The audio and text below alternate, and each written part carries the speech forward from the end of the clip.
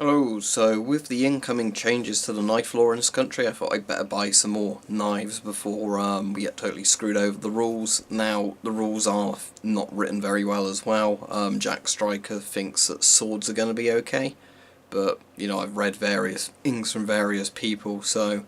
And the thing is, the government websites themselves don't match up. I think it's police.uk says different stuff than the gov.uk one about what's legal and what's not legal.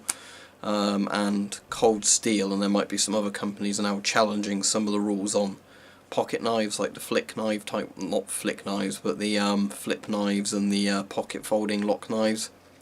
What the rules are going to be on there, because you know the actual thing is very poorly written on what the actual rules are going to be. So it means that manufacturers and sellers don't really know what they can sell and can't sell. So let's have a look at what I bought. I bought three things, so we'll start smallest to biggest, so it goes more impressive as the video goes on.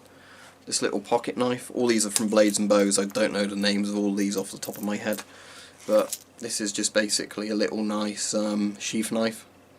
Now again, I wouldn't be able to legally carry this as an EDC knife, but it is quite good obviously if I wanted a knife like this around the house. So it's come pretty sharp. All these were sharp enough to cut some packaging I tested them on. It's got a little lanyard hole at the bottom there if you wanted to put lanyard through it. It's obviously got the moulded grip so it fits your hand quite nicely. So yeah, this seems fairly good, fairly impressive. Riveted, simple wooden handle, but that's fine. As you can see, the tang, if you want to call it that, goes all the way around. So it's just riveted in, so that's nice and simple. Does its job. All of these have a bout loop sort of configuration in the sheath. So next thing, it's a small size Kukri machete, not like the really big ones. This is a smaller one, but this is quite a practical size really. Again, similar thing, lanyard hole in the bottom of there, riveted handle, and you can see the blade goes all the way through. So yeah, this is quite impressive. It's, as I said, not one of the giant big Kukris. My mate Bart's got one of the really big Kukris, but this is fairly good. I mean, this is a more practical size. I'm definitely going to use this in the garden for actually chopping stuff. All these I'll probably do like slash tests with at various points, but this one will actually be quite good for chopping down the bramble bushes because it's a bit smaller and, you know, easier to wield than the big machetes for that. But like I said, I wanted to get this sort of stuff in before it gets harder and harder to buy this stuff.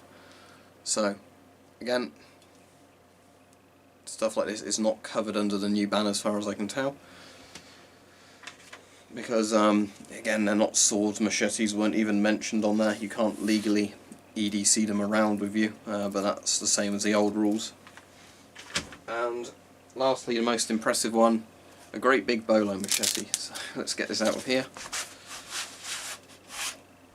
There we go. Look at that, it's pretty impressive, isn't it? So I'm pretty sure this was an 18-inch blade one, so I haven't actually got a tape measure out to measure it, but fairly heavy. If you wanted a budget falchion, this would be it. Well, this is more like a messer, isn't it, than a falchion, because it's obviously got the riveted handle. This one comes with a bit of paracord already tied, so you've got your lanyard hole, so obviously you can put your arm through there, then you've got your obviously secured machete. So I think all these are just 420 stainless, all these knives. One or two of them might have been a different type of stainless, but that's fine.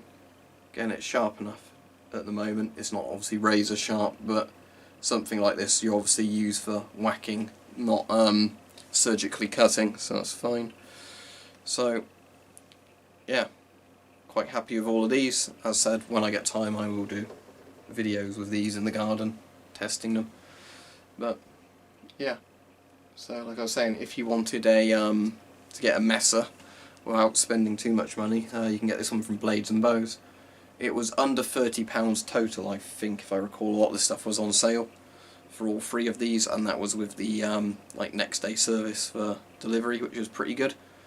But yeah, if you wanted your budget messer, a machete like this is the way to go. Fairly hefty in weight, and obviously long as well. But something like this, again, is very practical if you want something like this. So there you go. As I said, videos will be coming up on these as and when I get round to doing them. But as I said, with the laws changing, I thought might as well buy these things sooner rather than later, just in case it becomes very difficult to get some of these.